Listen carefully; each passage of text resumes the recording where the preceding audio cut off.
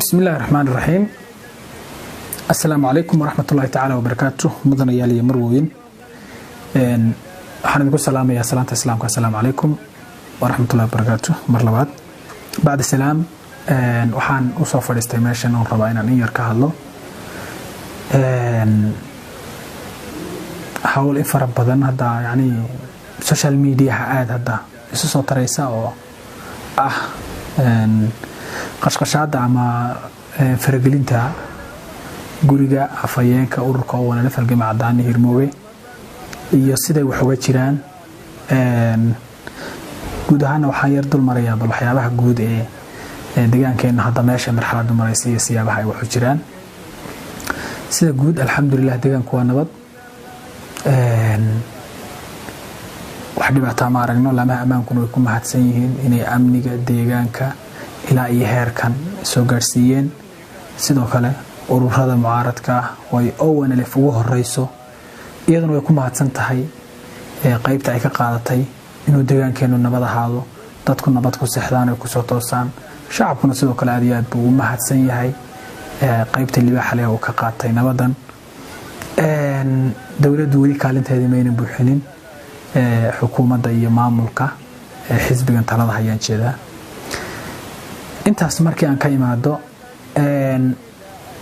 Ethiopia oo marxaladeedu say maraysa iyo say tahay ay maanta aragtaan oo wada aragtaan baa deegaankeenu wuxuu marayaa maanta inay meel hoose iyo waxyaabo aadan filaynin ay ku dhaqmaan qoladan neef gowracni geed kama leexda ee xisbigan talada haya xisbigan talada haya keligii tartamayay maanta wuxuu ku xirxiray xubno shaqadoodii xisbinimo haysta abaabulkoodii khaaska ah wata wax dhiba aan wadin dadka nabadgelyada ku boorinaya si nabadgelyo u shaqeysanayo u dhaqdhaqaaqaya magaalada Fiiq xarunta degmada ama xarunta gobolka Erar Fiiq waxa loogu soo xiray dadkaas dhaqdhaqaaq baad wadeen oo bas ah oo wanaag baad haydeen oo bas ah ma garan karo wax sababo inta dheer dadkii soo xiray ma garanayaan sababo soo xireen waxaan laga masayro uun xisbi dhaqdhaqaaqaya oo keligii wata hawlihiisii wata oo balaga masayray bas ciidan ma haysta maleeshiyaan oo idhiga nugu loo ruuxan xidhiidhada xidhi wala soo xidhi wax ka dambeeyo hadallo ka dambeeyna ma jiro inta xisbiga talada haya iyo qashqashaadiisa iyo dibabkiisaas waxaan ka ahayn deegaanku waa nabad waa nabadgeliyo ilaahay ha noogu sii wado doorkii dawladdu way gabtay ay lahayd doorkii Soomaalinimo way gabtay doorkii qaran way gabtay doorkii ay xisbiyada mucaaradka ah iyo saamileyda siyaasadda ee miisaanka iyo populationka kula deegaanka intay kasbato oo soo jiidatay oran lahayd maxaa idin la qumaniyo maxaan qabanaa way gabtay bal kaligeed baa tartamaysa doorashadii waa loo wada baxay kaligeed baa doorashada ku jirta campaign baan wadaabay leedahay way qaylinayaan cid la tartamaysa ma jirto dadka bur baa lagu soo wada bixinaya burkii uu dhaafay hadda isbaara loo dhiganaya dadka basaskii qabridaar ka soo baxay kuwii jigjiga ka baxay dhagax buur maanta lagu joojiyay dadkii baa laga dajiyay isu soo baxaad ka qayb galeysaan baa ruux safar muxuu isku soo bax ka qayb galaa magaaladiisii uu ka soo safray safar buu socdaa musaafir oo gaari saar gawaadhidii bakin baa la galiyay dadkiina waxa la yiri mudaarad ka qayb qaatay intii mariya loo dhiibay calaamad ku sawiran tahay intaas oo qas ah oo dib ah shacabka waanu dajinaa waxaan noola hadalnaa si waalidnimo waxaan noola hadalnaa si lex jecel leh hadii ay dawladda ahaan lahaydna maanta nabad muuna deegaankeenu ahaaday inta markii laga yimaado halgama cadaani ballan baan caawal hayn club house ka guriga warfaafinta halkan hadda idin kala hadlayo ku sugnaa telefonkiisa iyo kayguba way xidhnaayeen callka way ka xidhnaayeen localka laakiin internet-kan isticmaalaynay oo club house-kan call ayaan ku jirnay maxaan ku dhahay conference oo dood baan wadnay su'aalo fara badan oo la weydiinayay oo ka jawaabay afayeenku dabar saacaan malaynayo markii aan ku jirnay club house-kii telefono wiilashii xaafadda joogay howlwadeenka warfaafinta ahaa iyo dadkii iyo batay haddana ururkii intiisii badnayd oo guuraysa noogu timid xaruntii warfaafinta oo u sheegnay inaanu joogno halka shaqo aan ka hayno ururkii dhanaa iyo gaadiidkiisii iyo wixii ehelaha budadkii oo mirir war maxaa dhacay cadaani gurigiisii baa la weeraray see loo weeraray 12 nin iyo gabadh ciidan ah oo new police iyo police isugu jira galay way futarogeen meel kastay baadheen gurigii bay kabihii la galeen sigaarkii bay la galeen gabadhii umul baan ahay wiil bil dhowr bilood dhalanba meesha ii yaale sigaarka igala jooga qaqaqaq meel kasta la futarogay sariirihii iyo wixii oo dhan ba walba waxaanta hajajabinina si arxan daro oo faxshi oo aad u foolxun baa gurigii loo baadhay haddana gaari baa hor yaala oo gurigii yani cadaani sugay amnigu waa sax waa la sugaa waa la baadhaa guryaha magaalada oo dhan baa la baadhaa kaanagana lana baadhay laakiin ciidanka in loo soo sheegaa ka horeysa war guriga akhlaaqda loo baadha war kabaa iska soo bixiya haddaad sariir hoosteed baadhaysaan iyo haddii aad korkeed baadhaysaan idinkoo caadi oo degan oon caruurta iyo xaaska qaylo gelinin qalqal gelinin baadha waa wejiga koowaad shacabka loo baadhayo in darta loo soo sheego midda labaad qalad bay ahayd cadaani gurigiisa in la galo la baadho qalad bay ahayd guriga cabdi hurre lama baadho guriga tuur lama baadho guriga mustafa cagshar lama baadho guriga xuseen qaasin lama baadho guriga wasiiradoo dhan lama baadho maareeyayaasha lama baadho agaasimada lama baadho waayo ka cadaani loo baadha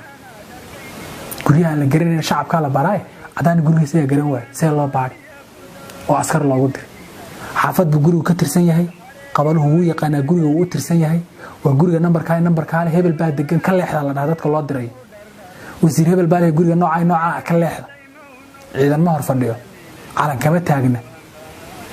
war guriga cadaani meeshaas ku yaala shaaracaas ku yaala qabalaha wala garanaya dadka baadhayo cadaani baa leh guriga ka leexda waa mas'uul urur waa afayeen urur waa nin 30 sano soo dagaalamayo ummadan u dagaalamayo la garanayo miisaanka iyo wixii uu leeyahay waa miisaanka uu leeyahay wasiirada deegaanka iyo madaxweynaha deegaanka iyo maamulka deegaanka oo dhan aynan lahayn hadday kumishiine iyo wasiirayhiin 93gii xilligii dawladda ugu horeysay xaq ahayd cadaaladda la doortay kumishinkeeda heer deegaan buu ahaa inta ka dambeysay guddi fulinayo golo dhaxo urur buu ahaa ninka inta la dagaalamay TPL 30 sano la dagaalamay buu ahaa cadaani waa la wada garanaya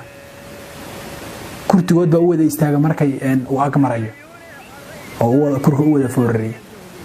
maxaa askar loogu dirayaa marka oo gurigiisa soo fatasho oo soo baadha oo soo gabadhiisa soo dhibo loo leeyahay oo musha loo kala tuuraya oo alaabta mid meel loogu tuurayo qolkan ayaa gala maxay tahay wadama la kala xishoodo anaasiir dawlad ma noqotay iyo mooryaani hala kala xishoodo oo qof walba xushmada qofkii la lagula dhaqmo guriganaga intii kabal la soo galay meel war xafiis urur baanahay war faafin urur baanahay xisbi dawladka diiwaan gashan baanahay annaga idinka jecel dalka annaga idinka jecel dadka annaga idinka jecel badan xaqiiqdii dadkuna ogeen idinkuna wada ogtiin guriganaga baadhaysaan maba diidanine sidee loo baadhaa ma kabaha jigjiga dhiiqeeda oo dhan ku soo maraysay bad gogosheedii roogaygan ku tukada ku istaagay sijaadada gumaysiga inta leeg muxuu yahay xawayaanimada inta leeg maxay tahay akhlaaqda noocaas ciidanka lagu tababaray muxuu yahay